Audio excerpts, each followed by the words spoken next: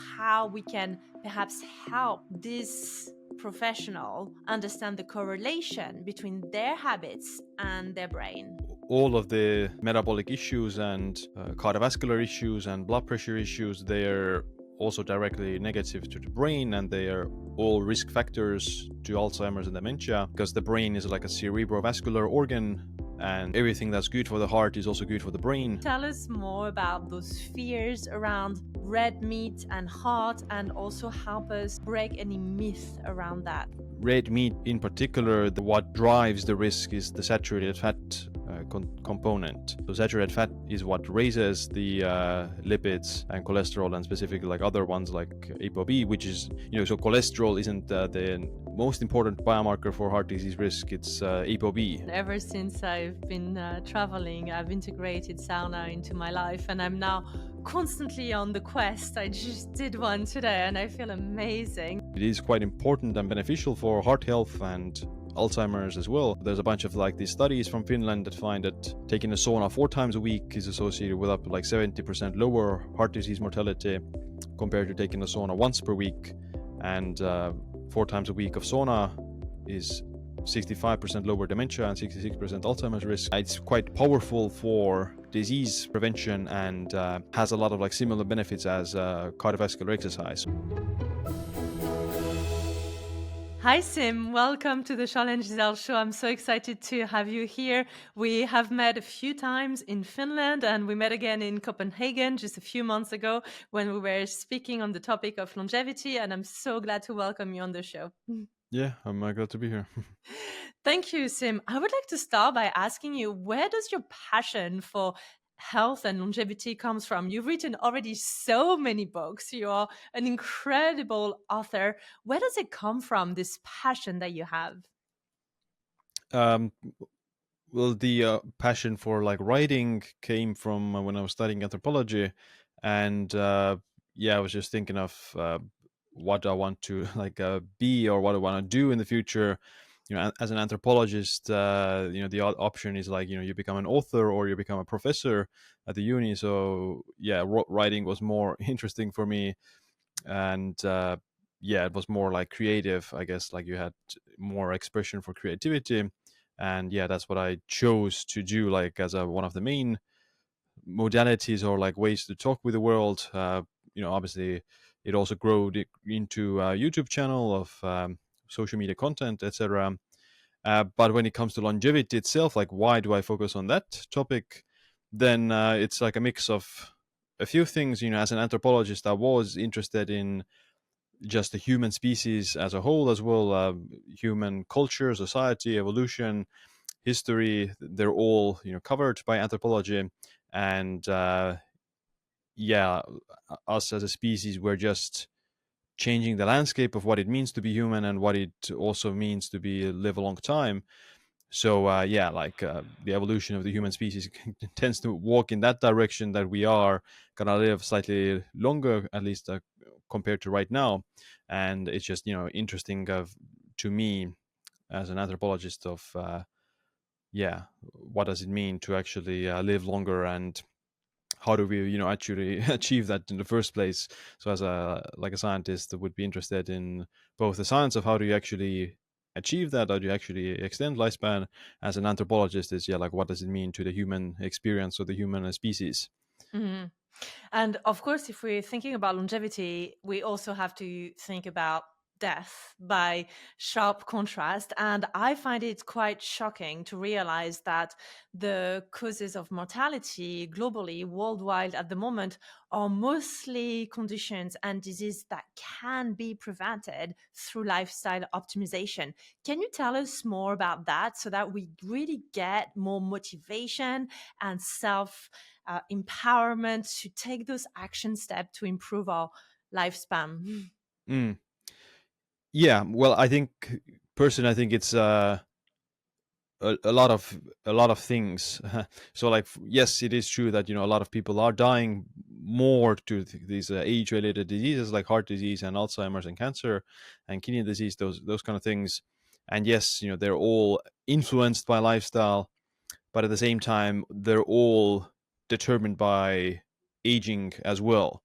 So just by the fact of us, living already longer than we did in the past, compared to even 100 years ago, then people are living exponentially, not exponentially, but, at least the life expectancy is higher than it was 100 years ago. And on average, more people reach the age of 70, 80, and possibly like 90 as well. So the average lifespan has been increasing. And with that, you'll just see a lot more people who will get Alzheimer's and who will get heart disease just by the fact of aging. So yeah, there are a lot of like lifestyle factors that determine your risk of Alzheimer's and heart disease. And yeah, you can prevent a lot of those chronic diseases with lifestyle, but you can't like escape them completely. So let's say you're 110 years old, you will still die to one of these major causes of death. Like you will still die to either Alzheimer's, cancer, heart disease, or kidney failure or heart failure, whatever it is. So yes, it is true that lifestyle is huge, and with proper lifestyle, you pretty much unlock your potential to live longer and maximize your genetic potential of how long you're going to live.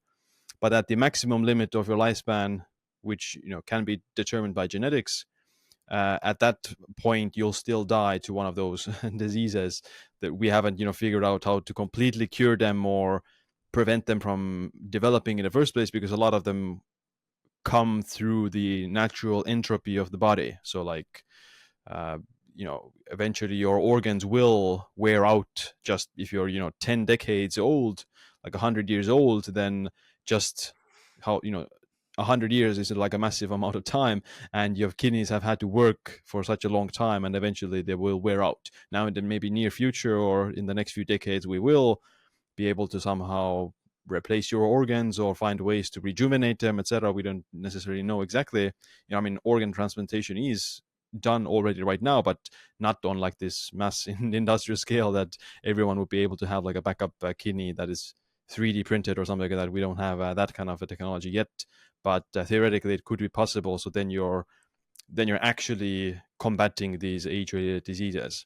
But until that point, everyone has to kind of be as healthy as they can be or want to be, and make their own life decisions with all these things in mind.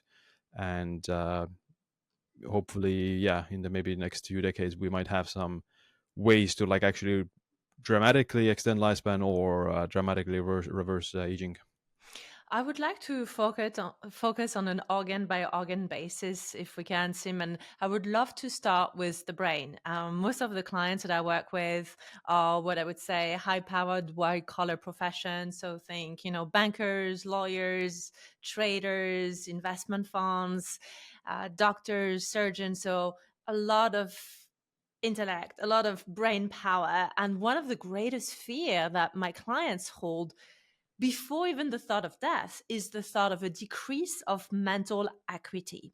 And many of my clients in their mid 40s, mid 50s even start to notice more brain fogs, a little bit less of a sort of sharp and quick to make decision, some early onset of memory loss. Help us, Sim. What can we do if we are in this position?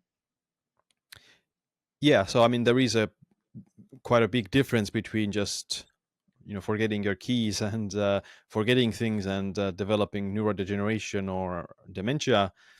Like in a lot of cases, forgetfulness can be because of various things, such as B12 deficiency, sleep deprivation, some other nutrient deficiencies, chronic stress, overtraining. All those things can actually affect your cognitive processing and memory, short-term memory, etc. Uh, with and the age is also like a pretty big factor.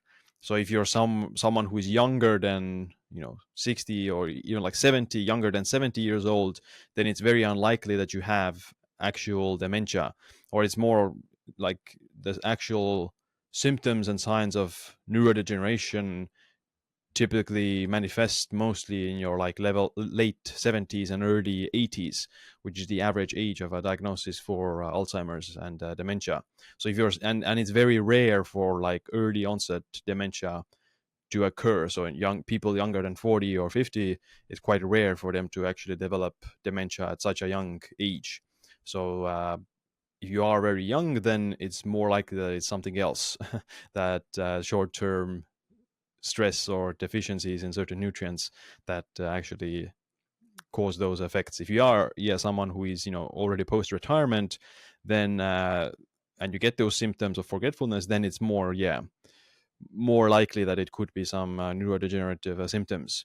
But even then, we have to remember that normal cognitive aging also involves certain cognitive deficits without neurodegeneration. So you can still experience mild forgetfulness. You can, have some. You'll be able to still learn new information, and your language abilities and long-term memory, those things should normally maintain, but there was still some like short forgetfulness or those kind of memory relapses that can still occur with normal aging as well. So wouldn't always point or wouldn't be always worried about Alzheimer's or neurodegeneration. With actual neurodegeneration, it's your ability to like learn new things, and you have some motor control symptoms as well, like your balance is off and your gait and those things can also indicate some neurodegenerative processes. So just memory loss isn't enough, and it also depends a lot on the aspect of what your baseline is. So if your doctor knows that, okay, your, let's say, cognitive baseline 10 years ago was at this level, let's say it was at level 9 on a scale of 1 to 10, but now it's dropped to like 5, then the doctor knows, okay, there's been a massive decline over the last 10 years in your cognition, and then they can be more, let's say, confident in thinking that it could be neurodegeneration. Whereas if their cognitive baseline was, I don't know, let's say 7, but it's dropped to 5, then it's not, that could be like natural aging, it not necessarily is actual pathological brain aging.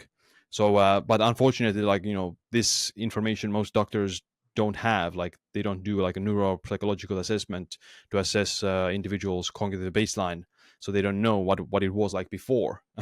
Maybe the person has always been kind of forgetful, so in their 60s the doctor doesn't know if it is pathological or is it normal. So this is something that everyone can do at like their local, in their like native language. They can do like a neuropsychological assessment to know their baseline for their cognition, and then if even some accident happens, like they're in a traffic accident, they get cognitive symptoms after that, then the doctor can see, okay, their cognition was at level 7, now it's dropped to 3 after the accident, so they might have some head traumas and other things that can accelerate the development of neurodegeneration. Okay. But yeah, I can also answer like, okay, what do you do to improve the brain and reduce the likelihood of developing neurodegeneration?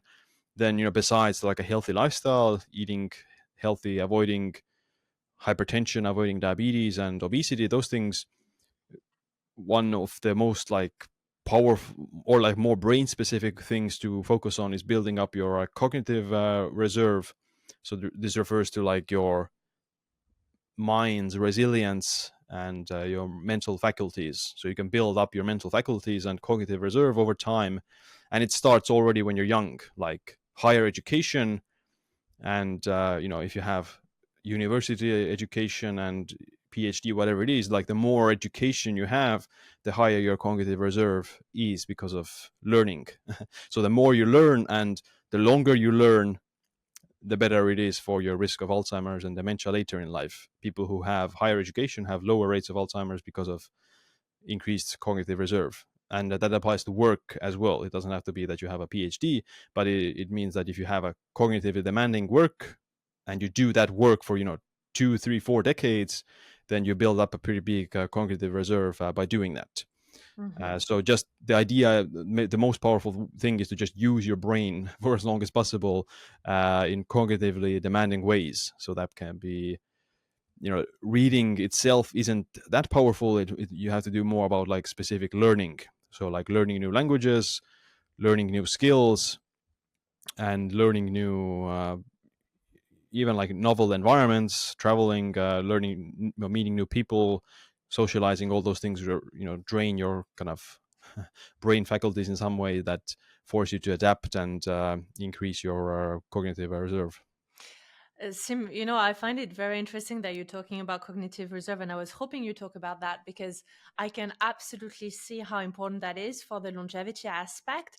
But what I find really interesting is people in this very highly intellectual profession also tend to have very poor lifestyle because of the high stress environment. So right Mm. now, for example, I'm thinking about at least 3 of my clients that are absolutely brilliant at work, very successful, incredibly intelligent, but have been recently diagnosed with pre-diabetic markers, are metabolically really affected, are clinically obese, and are really struggling, generally speaking, with lifestyle and weight. They tend to eat out a lot, then tend to stress eat, then tend to drink quite a lot of alcohol to soothe and relax. They tend to neglect their sleep. They don't have a lot of time to move. Can you talk to us about what that means for the brain and how we can perhaps help this professional understand the correlation between their habits and their brain? Yeah, all of the metabolic issues and cardiovascular issues and blood pressure issues, they're also directly negative to the brain, and they are all risk factors to Alzheimer's and dementia. Because the brain is like a cerebrovascular organ, and pretty much everything that's good for the heart is also good for the brain, and vice versa.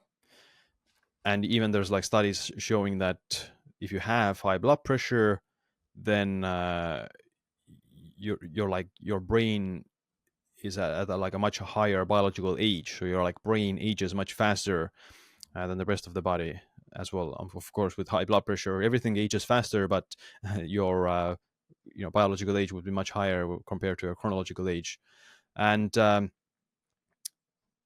yeah, like with Alzheimer's and dementia, it's important to realize that it's it happens relatively later in life compared to some other chronic diseases like heart disease, which the average age of a heart attack is like mid 60s, and the average diagnosis for Alzheimer's is like late 70s and early 80s.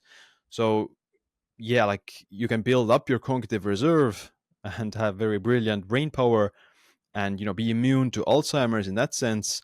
But if you get a heart attack in your 60s, then you're never going to reach the age of where you could actually be protected against Alzheimer's. So, if you want to live to 100, then you need to make sure you don't die in your 90s. To get to your 90s, you need to make sure you don't die in your 80s, and etc. So, it comes down to never dying in whatever decade you're at. And there are different risk factors for death depending on your age. If you're 40 years old, then your risk of heart disease and Alzheimer's is pretty low compared to someone who's 80 years old. But your risk of trying dying to like accidents or overdose or suicide or homicide, whatever the other like kind of unfortunate risk factors or causes of death are. So when you're young, you need to make sure that you don't die to like accidents. Try to be careful with that and build up your like physical and mental reserve. If you're 60 and 80 years old, then it comes down to managing the risk factor for these chronic diseases more aggressively and monitoring them more aggressively. And yeah, like if you're like extremely old, 90 or 100 years old, then the biggest causes of death tend to be even things like accidental falls or frailty related issues. So yeah, different ages, different risk factors, but uh, the way you actually maximize your longevity and health span is to just in the moment try to be as healthy as possible physically and mentally. And a lot of the things that improve your physical health tend to improve your mental health.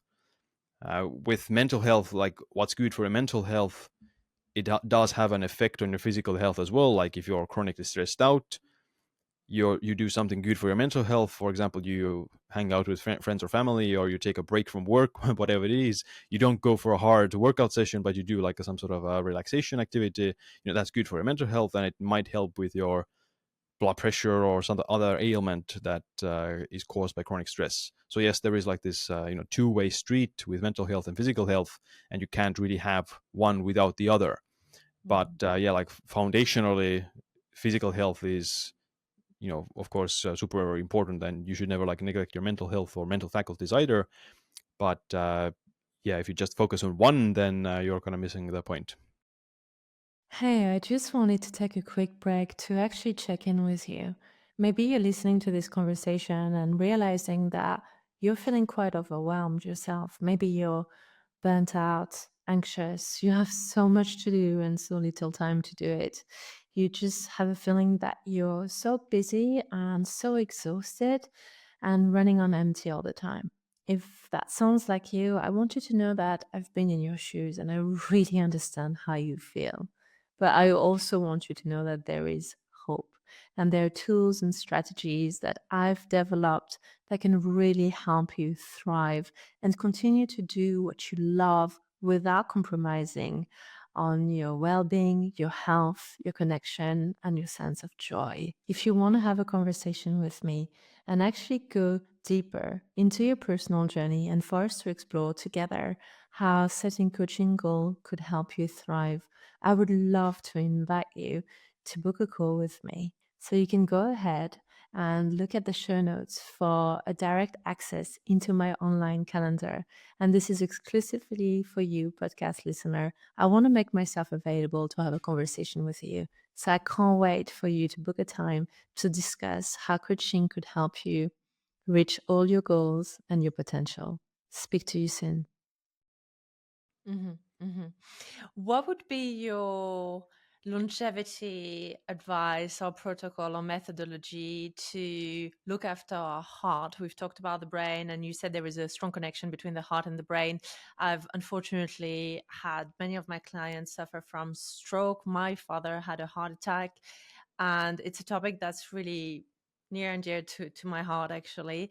And I get my heart checked quite a lot. In fact, before I did my first marathon, I did a full check just to make sure because of my family history, etc. So I would love to hear more about your heart protection methods. What does Hmm. Siim do for the heart? Um, yeah, so like heart disease is something that is quite like ubiquitous in humans, and it's not only lifestyle related, although they do estimate that like 80% of heart disease can be prevented. Um, but it's still something that is driven by aging and just the human physiology. Like they find atherosclerosis in infants, they find atherosclerosis in ancient mummies, and they find atherosclerosis in, you know, young people, fit, healthy people, but they also find it in people who have unhealthy lifestyles and those things. So yeah, unhealthy lifestyle accelerates the development of atherosclerosis and heart disease, uh, but you're never like completely immune to it because of uh, human physiology. Like if you're like 120 years old, you will have some atherosclerosis. You might not die to it. There's a difference between having atherosclerosis and actually dying to heart disease. You want to minimize both, but you realistically can only like reduce your risk of dying to heart disease. You can't really completely eradicate your risk of developing atherosclerosis, so this kind of plaque buildup in the arteries. Like if you're old enough, then you will have already some plaque buildup, and the older you are, then the higher the plaque burden tends to be. So with healthy lifestyle, you just minimize the speed at which the atherosclerosis develops, and it comes down to a lot of the basics. Don't be obese, manage blood pressure, don't get diabetes, exercise regularly, get enough sleep, manage chronic stress, keep your lipids optimal, normal, so cholesterol and ApoB and triglycerides, keep them more optimal, and that's pretty much it. There's a lot of like nuance and details of how do you approach this, like how aggressive should you be with your lipids, how aggressive should you be with your blood pressure and diabetes, those depends a lot on individuals and like their genetic risk factors, their family history, and just personal preference, like how aggressive do they want to be. Like if you want to completely reduce your risk of heart disease as close to zero as possible, then that approach is very different from someone who might not be willing to do that or who doesn't need to do that for various reasons. So if someone has like a, let's say, family history of heart disease, multi-generational history that a lot of people from previous generations also got heart disease, then that individual might have to be more careful with their lifestyle and more careful with monitoring their biomarkers, specifically like lipids, inflammatory markers, and blood sugar markers, etc. But if someone who doesn't have family history, they don't appear to have any like abnormalities in their blood work either, specifically a few like genetically determined lipoproteins like Lp(a). If that individual has genetically low lipoproteins, then they might not need to be that aggressive with, let's say, trying to target certain levels with their lipids or blood pressure, for example. I'm glad you've spoken about lipids, and I was wondering if we could talk a little bit about fat and protein as well, and the connection between what we eat and our heart health, because there is so much controversy around people who have either a history of heart incidents or are fearful of their heart health and then tend to be a bit scared around consumption of meat or consumption of fatty meat in particular. I've read so much literature on that point, and I actually like to believe I'm an ambassador for heart health, and I do eat a lot of meat, including a lot of red meat, but I'm very careful about how I eat it and my workout regimen. And I would love your take, Siim, because I know you are also a meat lover. Can you tell us more about those fears around red meat and heart, and also help us, break any myth around that? Well, with red meat in particular, then what drives the risk is the saturated fat component.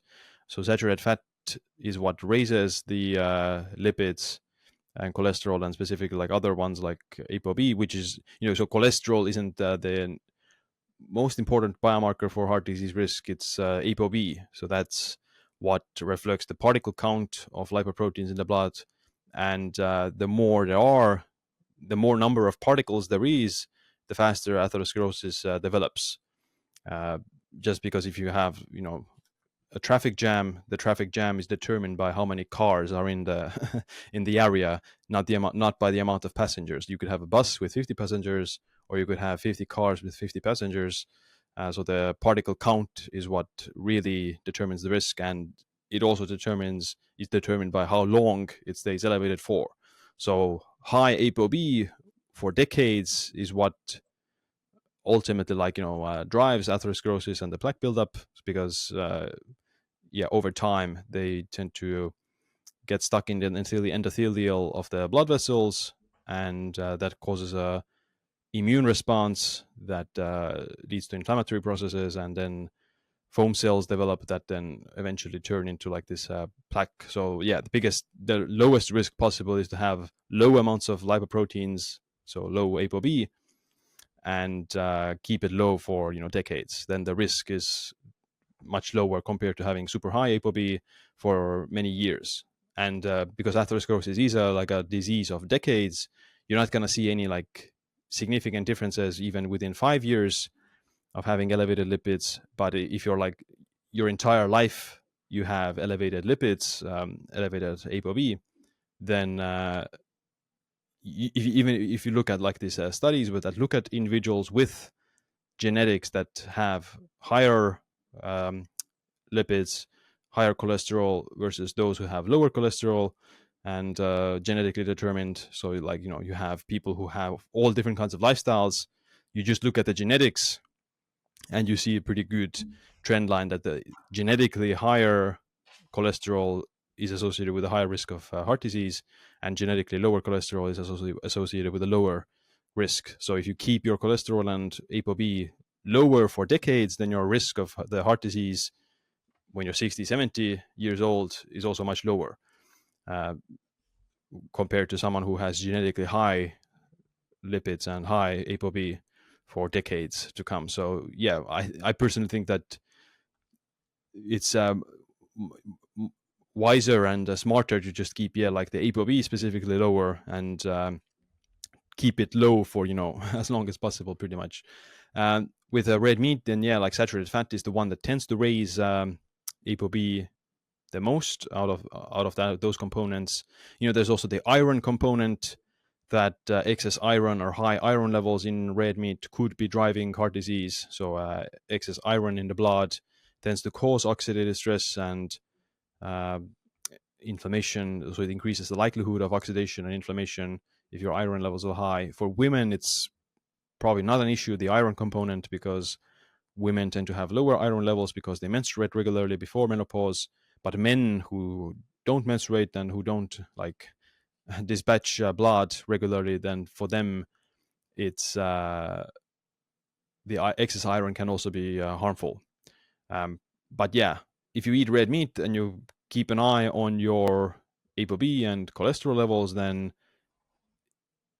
so what matters more is the blood marker, not the food that you actually eat. So if you eat a lot of meat but your cholesterol and ApoB are normal, then it's unlikely that the risk is much lower for you to develop heart disease compared to someone who might not even eat red meat, but their cholesterol or ApoB is much higher. So if you eat a lot of processed food but you're not eating red meat and your ApoB and cholesterol are very high, then you're absolutely developing heart disease in that process. So I think people tend to focus on the foods, but they don't really even measure the blood markers. So it's more important to look at the blood markers. And the same applies to blood sugar and carbohydrate intake and diabetes.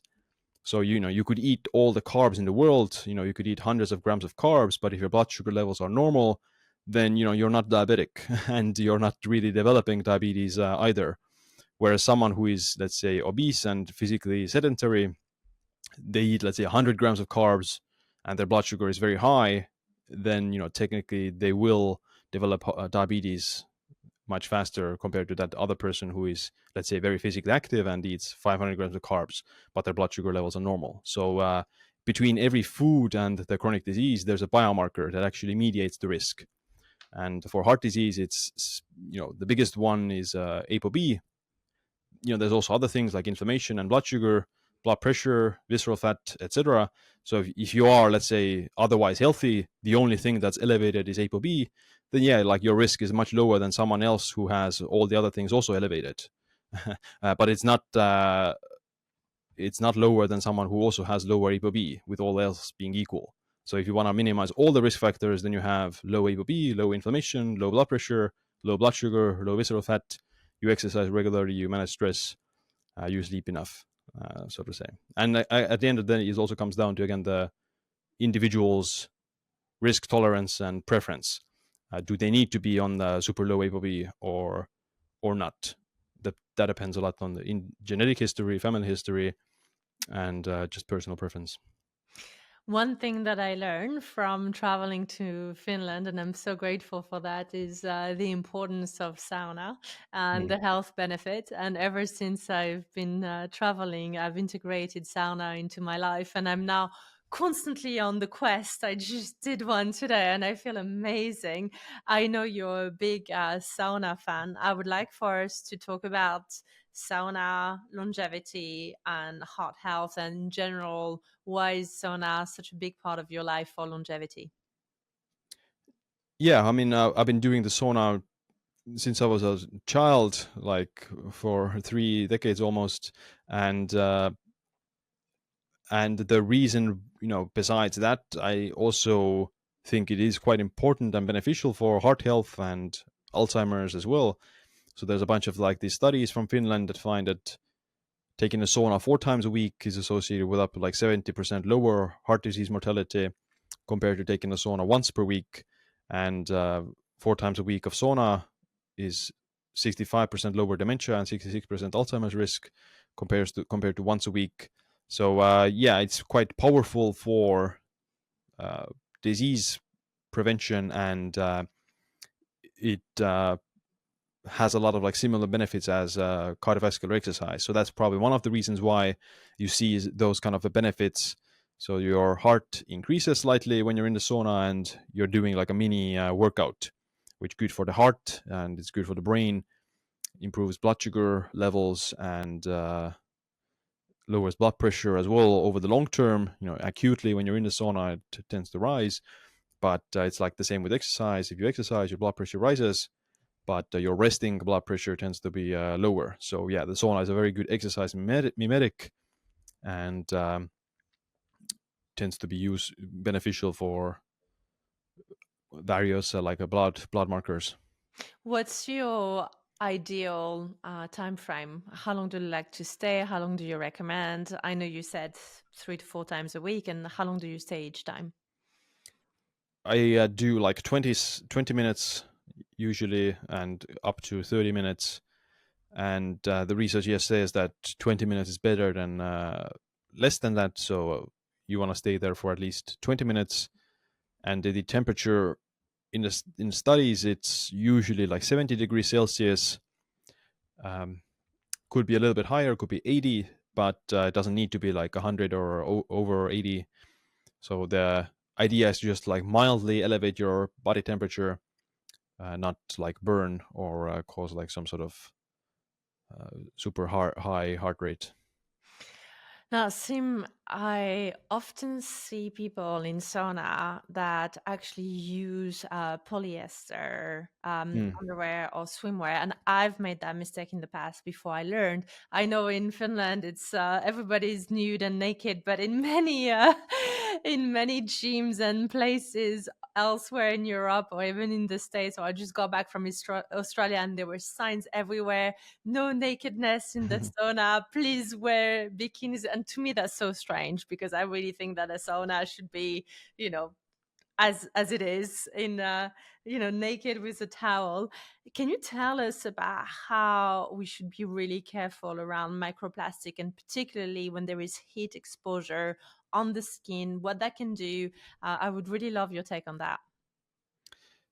Yeah, so most like this stretchy underwear and swimwear tends to have a lot of this polyester or elastane or something like these synthetic fabrics that like if you do rub against the skin, that they do break off, and they're like nano-sized particles, so you can't really see them. And the biggest entry point is like through inhalation, so you breathe them in, and that's how they also can get into the brain through the olfactory bulb, that when the one you detect smell with. So they just infiltrate through the olfactory bulb to the brain.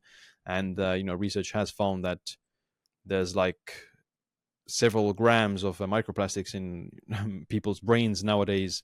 So like a teaspoon size of microplastics in people's brains.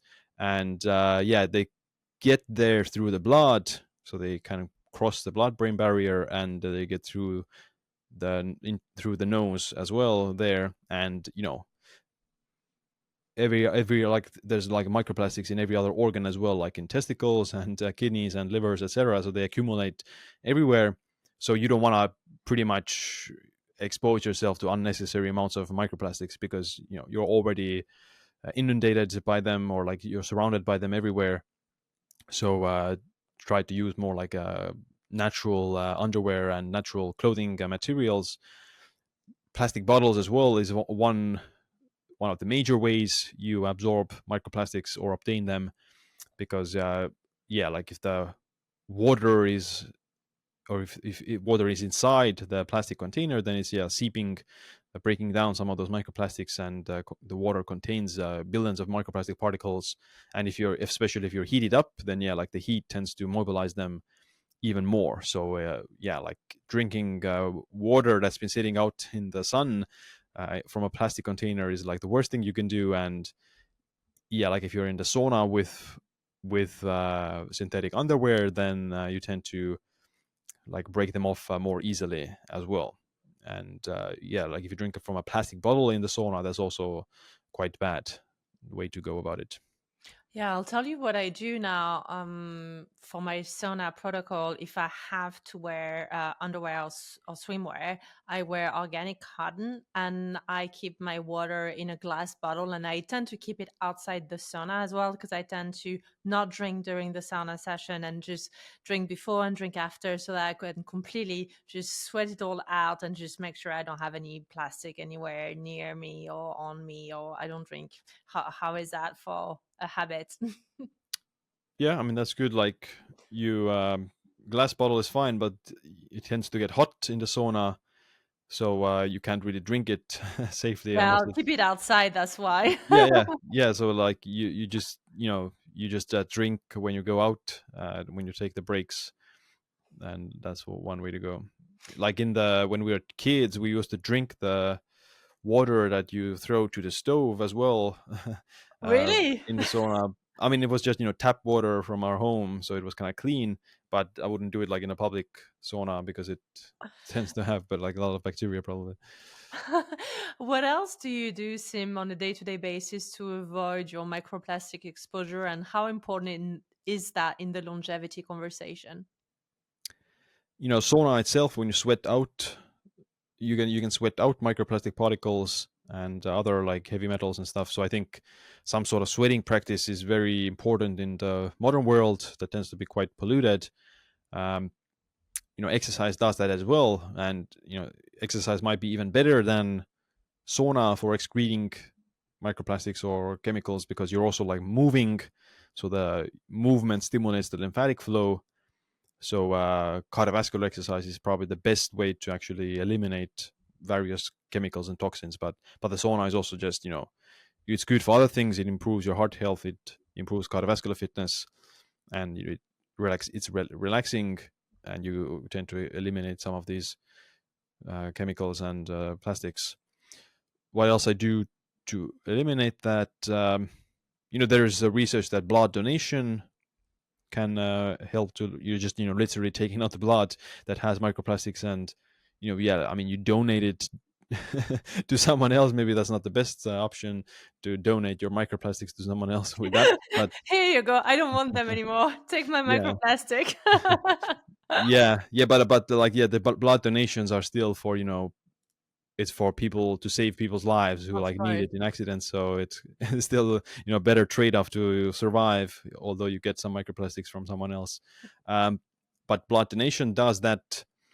There's also things like this ebo, it's like extracorporeal oxygenation, ozone oxygenation, some therapy that takes out the blood, filters it, shines UV light into the blood to kill microplastics and bacteria, and then directs the blood and plasma back to your body. So you're purifying your blood.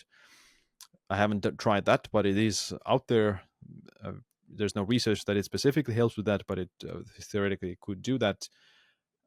And you know, besides that, just trying to minimize plastic in our everyday life. So like not having plastic containers, not microwaving plastics, uh, not using a lot of like personal care products that have synthetic ingredients and those kind of things. Just not to have plastic or synthetic underwear, synthetic clothes.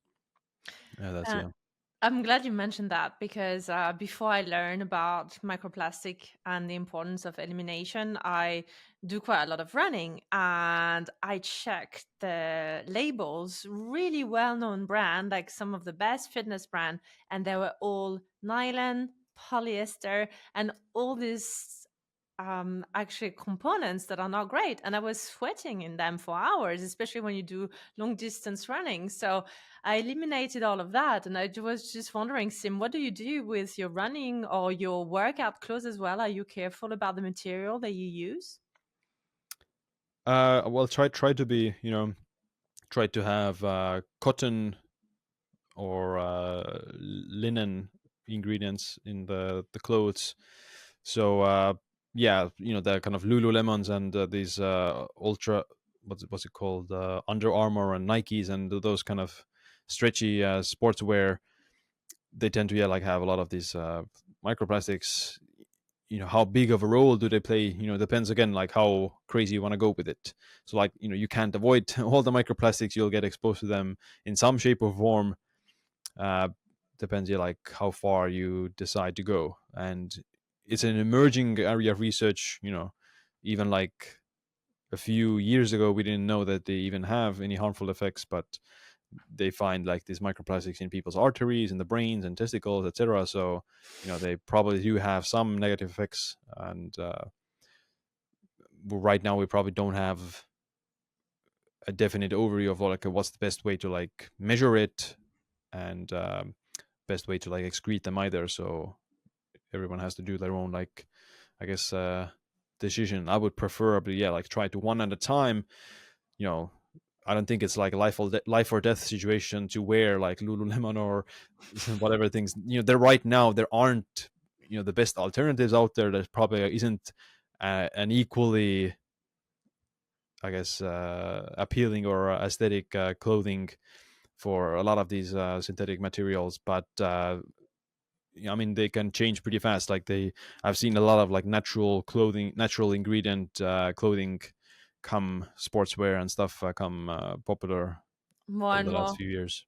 Yeah, well, I'll send them this podcast and hopefully they change their mind. Yeah. Since we're talking about longevity and you being such an expert on the topic, I was wondering if you could tell us some of the best longevity advice you've ever either received or given, and some of the worst thing that you've ever heard in the longevity community and you would like to maybe either caution or warn against. Yeah, I think the best one is to like track blood work and like understand the relationship between blood work and the chronic diseases. As I said earlier, that okay, so there's death. You die to some particular chronic disease, whether it be heart disease or kidney disease or diabetes. And then there's like a set of biomarkers that actually cause you that disease. So let's say diabetes, there's high blood sugar, um, high insulin, high triglycerides, high hemoglobin A1C. That tends to be those tend to be like the central diabetes markers. So if you have those markers normal, then your risk of getting diabetes is virtually zero. But if you never track it, then you don't know. And you can't feel your blood work in most cases. Like you can't feel if you have high blood sugar, or if you can't feel if you have high triglycerides. You can't even feel if you have high blood pressure. It's called like the silent killer because you can't literally feel it. So unless you track it, then you don't really know. How is your current lifestyle and diet and habits, how are they actually influencing your risk of these chronic diseases? So rather than waking up one day, 20 years later, and your doctor saying you now have kidney disease or you now have heart disease, rather than waiting for that, you preemptively track those blood markers 20, 30, 40 years before that, to make sure that you don't get that disease 20, 40 years later. So you can see small, and it doesn't happen overnight. It's not going to be that you one day you have a cookie and the next day you wake up as diabetic. It doesn't work like that. It's a gradual process of blood sugar staying elevated for years. It's not going to be even like a matter of months. If you see that your blood sugar is chronically elevated for years, then you'll get diabetes. But if you see that it starts to get elevated, you change your lifestyle, you change your diet, you lose weight, whatever it is, to bring it down to normal, then you pretty much nullify the risk before it actually gets out of hand. Mm-hmm. Mm-hmm. And what is some of the worst advice or myth that you think is circulating out there in the longevity community? Well, I guess maybe what people always say is that, oh, I had this 100-year-old grandma. She smoked, or she never exercised, or she never cared about her health, and she lived so long time. Um, well, yeah, like she probably then had good genetics, which enabled her to live so long. And we all heard those stories of a smoking uncle who lived to 100, smoked every day, drank whiskey, all those things. But for every uncle that lived to 100 doing that, there's like a million uncles who smoked and drank alcohol and they died in their 50s or 60s. So like anecdotal experience, you can find anecdotes for every example. You can find a vegan 100-year-old, you can find a smoking 100-year-old, you can find a carnivore 100-year-olds. So rather than focusing on the anecdotes, you don't want to place your bets on a single person. You want to look at the totality of evidence. And we know that smoking is gonna age you faster and it's gonna increase your risk of these chronic diseases. So why kind of take that risk? And the same applies to other dietary advice, exercise advice, sleep advice, those kind of things. Rather than thinking you're kind of a special, I would much rather follow the evidence and take a less risky approach. And like the reason why this smoking uncle lived to 100 probably has to do with genetics. Most centenarians tend to live so long because of genetics. So the researchers find that the average 100-year-olds, they don't have very special habits. They have the same habits as everyone else. They have the same diet as everyone else around them, the same lifestyle as everyone else around them. So why did they live so long? Okay, maybe it's luck. They didn't get particular like infection, or they didn't fall, or whatever it is. Like maybe it can be luck in some cases, but the more likely scenario is like genetics, that they have certain genetic factors that reduce the risk of heart disease even if they smoke, for example. And and longevity goes in families quite a lot.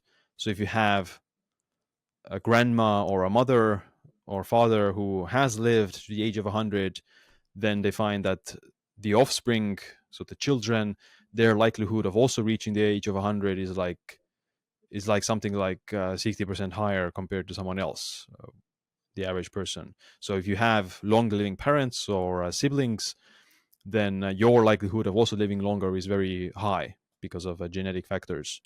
And vice versa, if you have family history of heart disease or cancer, whatever it is, then it doesn't mean that you get it, but your genetic risk tends to be somewhat higher than compared to someone else who doesn't have that genetic history.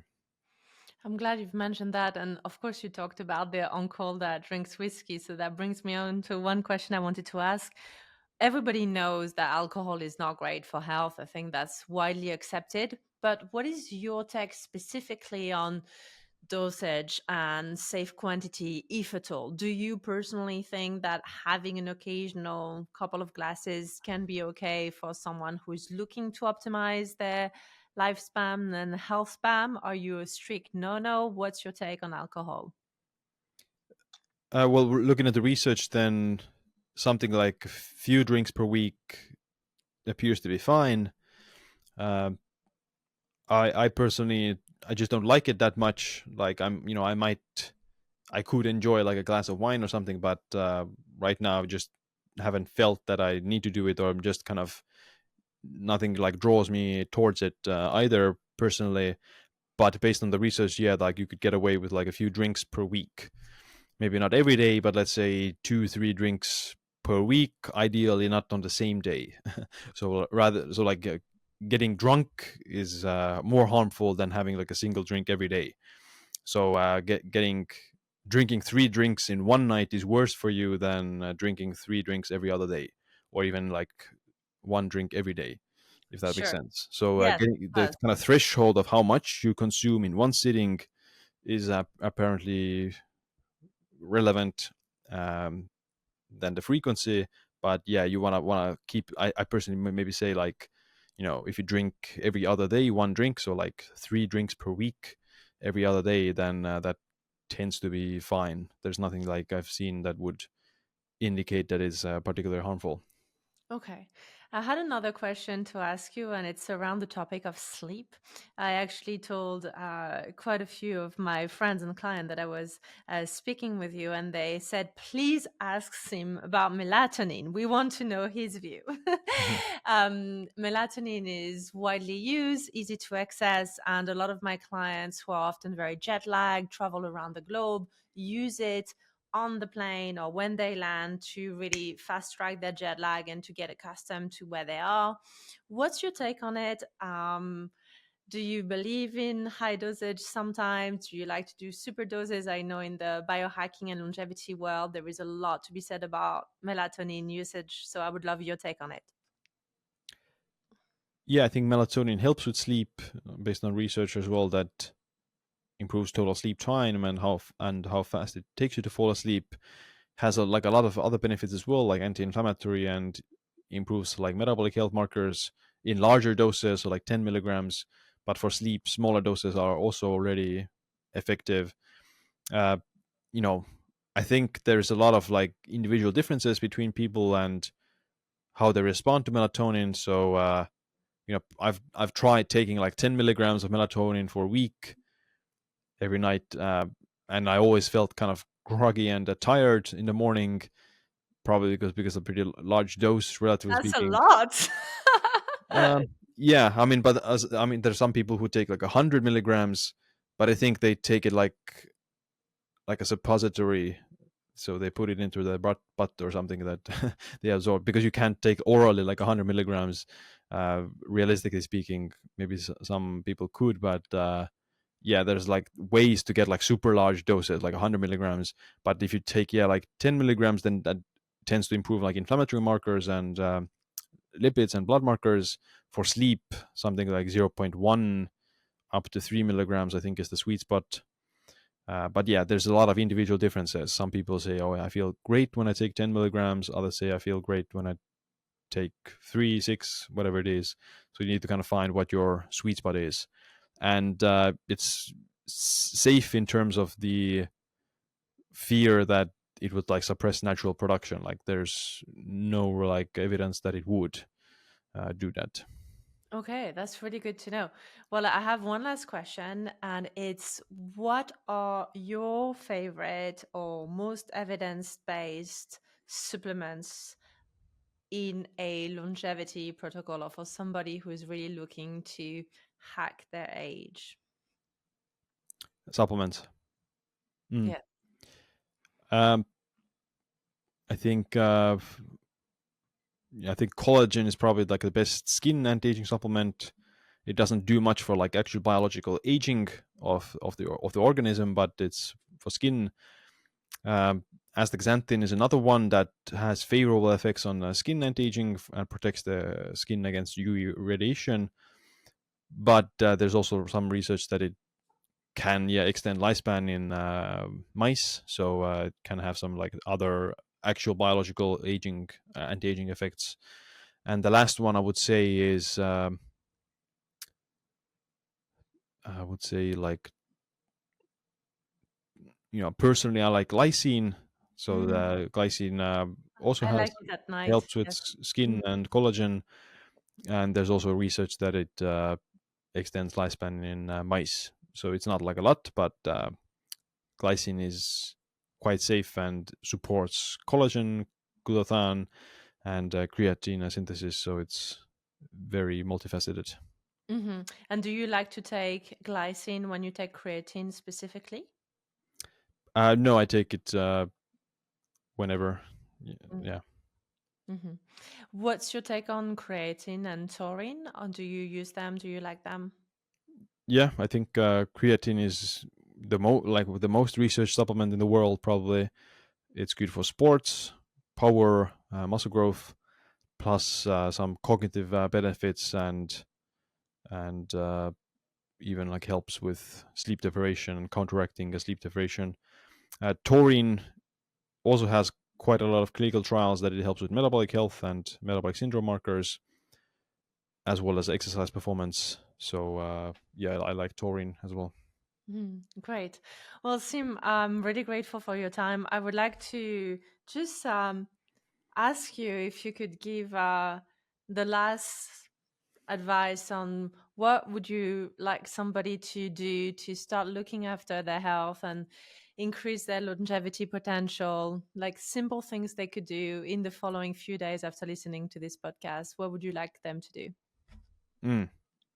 Well, maybe the first thing they could start is with like some overview of their family history. It doesn't require money or investment in that sense. You just maybe ask your parents and grandparents, like, okay, what are the biggest causes of death in your family, so that can give you like an initial insight of what you're dealing with potentially. Second of all, I would kind of be honest with yourself and not maybe like kind of look in the mirror and see, okay, are you fit or are you overweight? Think about, okay, how many push-ups can you do, how many pull-ups, how fast can you run, how far can you run. Those very simple metrics, they tend to correlate a lot with longevity and um, overall health. So if you're able to run longer, you have good cardiorespiratory fitness, we see a lot of correlation with higher cardiorespiratory fitness and longevity and reduced risk of chronic diseases. So yeah, some of these basic things, but it starts with being honest with yourself. Like, okay, you have a little bit of extra body weight to lose, or you're a bit unfit. You get winded when you go up the stairs. You can't run longer than a mile, or you can't run longer than 5 minutes. Whatever it is, like those are very simple things. Because those are the things that you really need to start working on with, regardless of everything else. So it doesn't matter what genetics you have if you can't run a mile. So yeah, like you need to work on the basics of getting fit and losing weight, and that is the first bottleneck that you need to overcome. I love that. Siim, which books would you like our audience to read first? You have so many to choose from. Which one would you like them to choose first if they want to get introduced to you and your work?